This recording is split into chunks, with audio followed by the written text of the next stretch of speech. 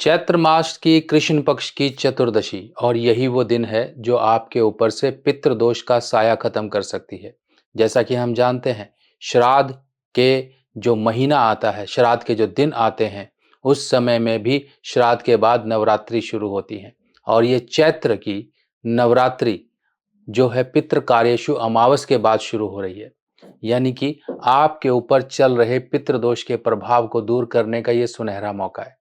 आज मैं आपको कुछ छोटे-छोटे प्रयोग ऐसे बताने वाला हूँ जो आप घर में कर सकते हो, जिनको करके आप अपने ऊपर से पितृ दोष संबंधित, सर्प दोष संबंधित, आपके ऊपर काल सर्प दोष है, पितृ दोष है, आपको ये लगता है कि मेरे पितृ संतुष्ट नहीं है जिसके कारण मेरे जीवन में कुछ भी कार्य नहीं हो पा रहे हैं।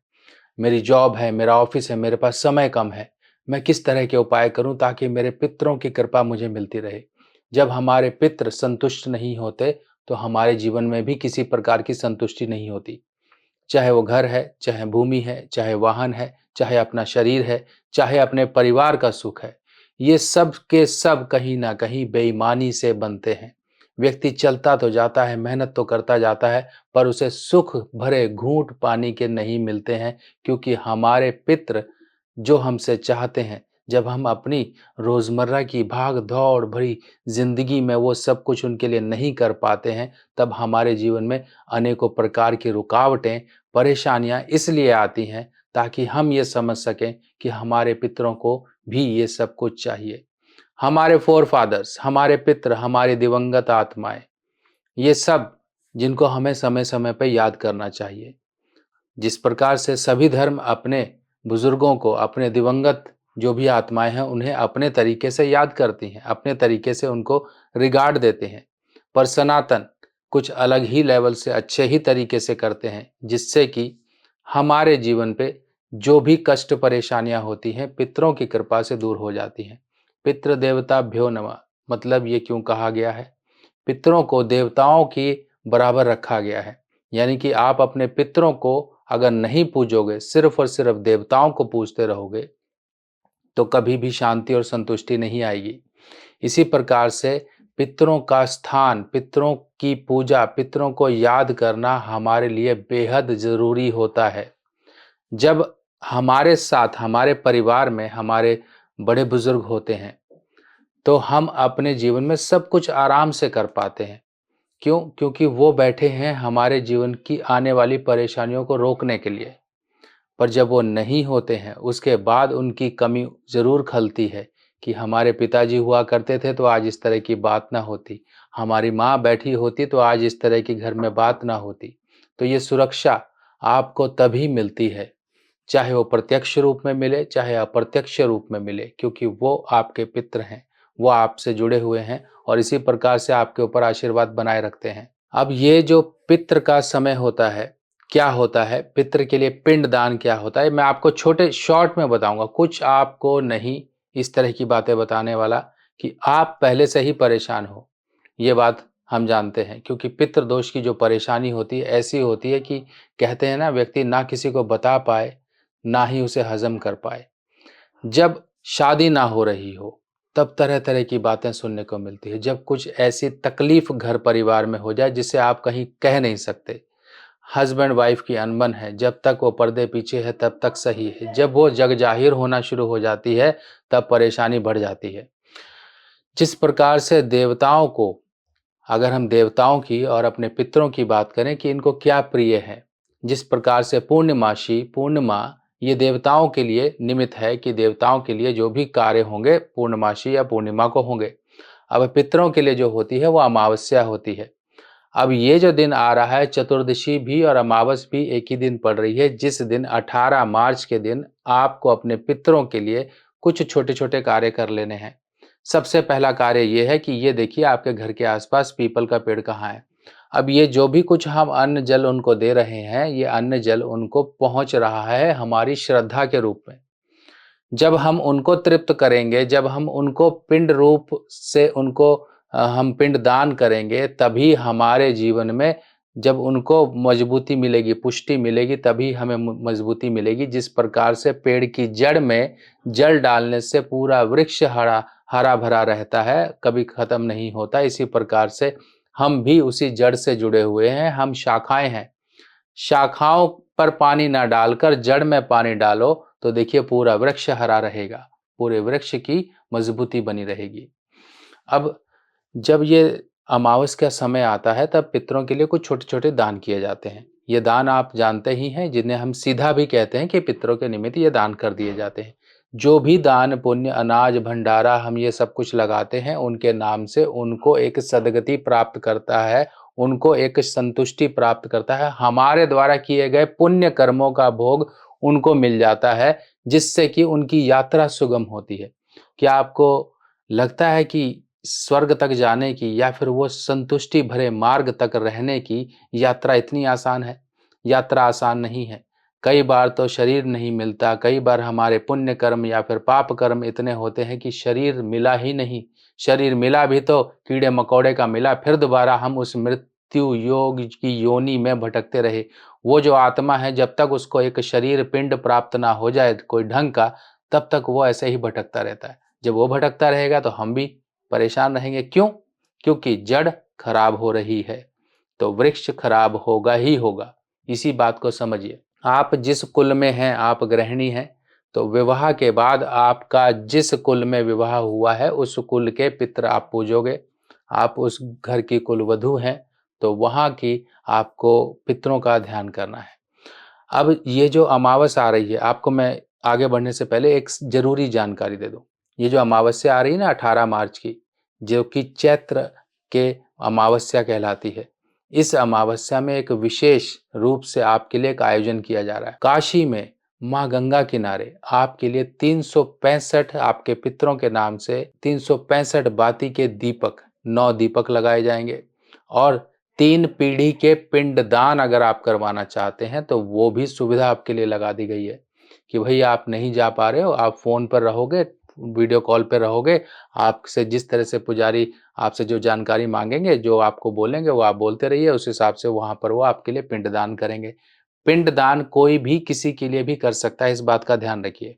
चाहे तो आप अपने व्यक्ति के लिए कर सकते हैं, चाहे तो आप उन लोगों के लिए भी कर सकते हो जो आपके नहीं हैं, जिनको पिंड मिला ही नहीं है। पिंड यानी कि मजबूती है और ये तिल लगे चावल और ये जौ का आटा जब ये चीज़ें पहुँचती हैं एक श्रद्धा रूप से हमारे पितरों को, तो ऐसी तृप्ति मिलती है, ऐसी संतुष्टि मिलती है कि उसका वर्णन करना इतना आसान नहीं है, क्योंकि आपके जीवन की रुकावटें, परेशानियों को दूर करने का ही ये तरीका है। अब ये जो है तरीका आपके लिए बेहद कम शुल्क में रखा गया, क्योंकि आपके पास समय नहीं है, दिक्कत है, ड्यूटी है, ऑफिस है, कहीं दूसरी जगह फँसे हुए हैं, कहीं विदेश में हो, नहीं कर पा रहे हो, तो आपके लिए सुविधा कर दी गई है। क्या करना है?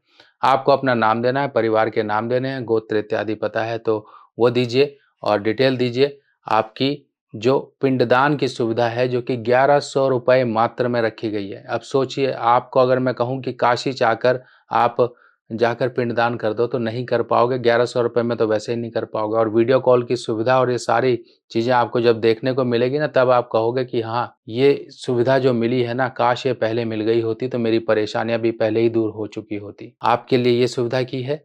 और साथ ही साथ अगर आप दीपक भी लगवाना चाहते हो तो दीपक लगाने का और पिंडदान करने का पूरा एक तरह से हमने वो बना रखा है कि आपको दीपक भी 9 दीपक लगा दिए जाएँगे, पिंडदान भी हो जाएगा। तो इसकी फीस 5100 रखी गई है, क्योंकि जो दीपक हैं वो दीपक अपने आप में ही अलग तरह के हैं। इनके 365 बातियाँ एक दीपक में होंगी। 365 बाती देसी घी से भरा हुआ, ये सब चीज़ें लगी हुई, इतना बड़ा दीपक है। ऐसे 9 दीपक लगेंगे, 365 365 365 ऐसे बातियों के 9 दीपक लगेंगे। तो सोचिए, ये प्रकाश जो आपके पितरों तक पहुँचेगा, इससे आपका जीवन भी जो अंधकार में चल रहा है, आपके जीवन की जो परेशानियाँ वो दूर होंगी। रोग मुक्ति, किसी प्रकार से शत्रु बाधा, किसी प्रकार से आपकी इच्छा पूर्ति नहीं हो रही है, तो इस प्रकार से ये करना है। अब इसके लिए बुकिंग करने के लिए ये हमारा टोल फ्री नंबर है। यहाँ पर आप फ़ोन करिए कि इस तरह से हमें अपने पितरों के लिए दीपक और पिंडदान करवाना है या दीपक लगवाने हैं। देखिए, ऐसा नहीं है कि हमने इतना बोल दिया तो आपको इतना ही लगेगा। अगर आपकी सुविधा नहीं है तो आप 5 दीपक भी लगवा सकते हो, सिर्फ़ और सिर्फ़ दीपक अपनी इच्छा पूर्ति के लिए कि हाँ, परिवार में सुख शांति रहे, पितरों की कृपा बनी रहे, हमारा जो काम अटका है वो हो जाए। 5 दीपक भी लगवा सकते हो। पूरी सुविधा आपको मिलेगी वीडियो कॉल इत्यादि से। अब अगली जो इसमें बात आती है कि घर पर आप क्या करें? कि जो लोग मान लीजिए हर कोई तो नहीं करवाएगा पिंडदान, वैसे तो ज़रूरी है। नहीं होगा तो आज नहीं तो कल करवाना पड़ेगा, फिर ज़्यादा खर्चा करोगे उससे पहले अपने छोटे खर्चे में कर लो। घर में आपको एक लोटे में आपको जल भरना है, उसमें थोड़े से तिल डालने हैं, थोड़ा-सा दूध डालना है, दूर्वा डालनी है। इस दिन सुबह-सुबह ये लोटा अपने घर में आप अपनी रसोई में ढक कर रख दीजिए अपने पितरों का ध्यान करते हुए। माताएँ, बहनें, गृहिणी ये काम कर सकती हैं, रख दें। शाम के समय यही जल आप उठाइए और अपने घर के पौधों में डाल दीजिए। पौधे नहीं है तो घर के बाहर पेड़ होगा, पेड़ में डाल दीजिए। कोई भी वृक्ष होगा, कोई भी वृक्ष में डाल दीजिए। नहीं है तो पीपल में भी चढ़ा सकते हो। ऐसा कुछ नहीं है कि आप घबराएं, भाई मैं कर सकती हूँ, नहीं कर सकती। आप कर सकते हो। आप उस विधि से नहीं कर रहे हो, पर आप अपने पितरों के लिए, अपने जिस कुल में हो उस पितरों के लिए आप समर्पण ये दिखा रहे हो। तो बहू बहुत अच्छी है। बहू से आपके पितर, कहते हैं ना, बहू से पितर खुश हो गए तो परिवार में बहुत खुशियां आ गई। चलो कोई तो अच्छा हुआ अपने पितरों को याद करने वाला, इस कुल की रक्षा करने वाला। आप इस तरह से बनिए। आप पुरुष हैं तो आप एक काम कर लीजिए। देखिए कई बार क्या होता है, जब पितृ दोष होता है तो घर के सामने आमने पीपल का पेड़ जरूर पाया जाता है, घर में उगाता है, बड़ा हो जाता है। अगर इस तरह से है तो वहां जल चढ़ाइए। घर के सामने कोई पीपल का वृक्ष पूरा बढ़िया है, अच्छा बड़ा हो चुका है, तो वहां पे जल चढ़ाइए। यही तरीका है। जल, दूध, काले तिल, थोड़ी सी दूर्वा या कुशा जाकर अपनी प्रार्थना बोलकर चढ़ा दीजिए। बस इतना ही करना है। बताइए क्या खर्चा हुआ आपका? कोई खर्चा नहीं। जहां खर्चा करना है वहां खर्चा करो। नहीं करोगे तो ये जो पैसा है, ये जो आपने एकत्र किया है अपने सुख के लिए, ये सुख नहीं, ये दुख देगा। क्योंकि हम पैदा हुए हैं धरती पर जरिया, यानी कि एक मीडिएटर हैं हम, कि हमारे जरिए कुछ ऐसे काम होने हैं जो नहीं होंगे और हम अपना ही भोग करते रहेंगे तो वो परेशानी के रूप में कब फटेगा, वो परेशानियां कब आएंगी, तो आप समझ ही सकते हैं कि जब जिनके जीवन में परेशानी आती है तो बहुत बड़ी आती है। और पितरों के लिए करना हम हमारे लिए बहुत ज़रूरी है, क्योंकि हमने ये कर्जा ले रखा है। हम उनके कर्जदार हैं, अपने दिवंगत पितरों के कर्जदार हैं कि हम उनके लिए करेंगे। जो जनेऊ पहनते हैं ना, जो जनेऊ कंधे पे देखा होगा आपने, वो जनेऊ इसीलिए होता है जिसमें देव ऋण, ऋषि ऋण, पितृ ऋण ये कंधे पे लेके व्यक्ति चलता है कि भाई मुझे इनका करना ही करना है, इनके लिए श्राद्ध तर्पण, इनके लिए दान जाप करना ही करना है, ऋषियों के लिए अपने करना ही करना है, प्रकृति के लिए अपने करना ही करना है। नहीं करेंगे और इस तरह से हम ऐश करते रहेंगे तो वो एक दिन ऐश हमारी परेशानी के रूप में बहुत बड़े रूप में आएगी। संतान निकम्मी हो गई, कहीं एक्सीडेंट हो गया, कहीं बीमारी हो गई, कहीं ये हो गया, कहीं वो हो गया, कहीं नुकसान हो गया, कहीं पैसा दबा लिया, कहीं रिश्तेदारों से झगड़प हो गई, कहीं किसी तरह से दिमाग खराब हो गया, अपना ही नुकसान करा लिया। ये सब चीजें इस तरह से पैसा निकल जाता है। फिर सोचिए, ढाक के 3 पात वहीं के वहीं आ गए। फिर व्यक्ति घूमता फिरता है, भटकता फिरता है, इधर उधर जाता है, बड़े बड़े खर्चे करता है, पर उसका कोई फायदा नहीं होता। जब करना था तब किया नहीं, और अब मौका है करने का। तो इस मौके को जाने मत दीजिए, इसका फायदा उठाइए, लाभ उठाइए और इसको कर डालिए बुक। अभी भी समय है आपके पास। आपके लिए इच्छाओं की पूर्ति करने आ रहे हैं राहु महाराज। जो काम आपके पहले नहीं हो रहे थे अब काम बनेंगे। आपके जीवन में सभी इच्छाओं को पूरा करने वाले राहु महाराज हैं, क्योंकि राहु जिसको तारे उसे कोई ना मारे। यानी कि जीवन में जब राहु महाराज देने के लिए आते हैं तो बहुत कुछ दे जाते हैं, पर सचमुच में क्या राहु महाराज आपको क्या जीवन में ऊंचाइयां और उपलब्धियां और खुशियां देने के लिए आ रहे हैं? क्या असर होगा राहु महाराज का आपकी कुंडली के अनुसार, आपकी राशि के अनुसार? इसकी जानकारी के लिए मैं आपके लिए लेकर आया हूं राहु गोचर रिपोर्ट। ये राहु रिपोर्ट में आपके 3 मुख्य बिंदुओं पर आपको जानकारी मिलेगी। पहला होगा धन का मामला आपका कैसा रहेगा, धन में वृद्धि होगी कि नहीं, धन को लेके कोई परेशानी है तो उसके क्या उपाय होंगे। दूसरा, आपकी सेहत को लेके आपके राहु महाराज आपके लिए कैसे रहेंगे। आपके जीवन में कोई बड़ी हेल्थ प्रॉब्लम्स तो नहीं लेकर आ जाएंगे, कोई बड़ी समस्या तो नहीं आ जाएगी, सेहत कहीं आपके जीवन में आपके बढ़ते कदमों का कोई रुकावट तो नहीं बन जाएगी। और इसके साथ साथ आपका एक प्रश्न का उत्तर, आप कोई भी प्रश्न कर सकते हो, इस रिपोर्ट में उसका आंसर दिया जाएगा, लिखकर आपको उसका उत्तर दिया जाएगा। आपका प्रश्न कोई भी हो सकता है कि मेरी जॉब कब लगेगी, मेरी नौकरी में समस्या आ रही है वो कब दूर होगी, मेरा कोर्ट कचहरी का मसला है वो कब दूर होगा, मेरी शादी कब होगी, मेरे अन्य जो भी सवाल हैं आपके, किसी भी तरह से आपका इस रिपोर्ट में उसका आंसर भी दिया जाएगा। अब इसके बाद इसमें आपको और क्या जानकारी दी जाएगी? इसमें दी जाएगी आपको जानकारी कि आपको राहु के क्या क्या उपाय करने हैं। राहु से हम वो सब कुछ हासिल कर लें जिसके लिए हम प्रयास कर रहे हैं, अपने जीवन में मेहनत कर रहे हैं, हर तरह के एफर्ट्स कर रहे हैं, पर सफलता नहीं मिल रही है। उन सफलताओं को खोलने के लिए आपको क्या उपाय करने हैं? आपको इसमें कुछ ऐसे ज़बरदस्त उपाय दिए जाएंगे जो आपकी कुंडली के अनुसार होगी।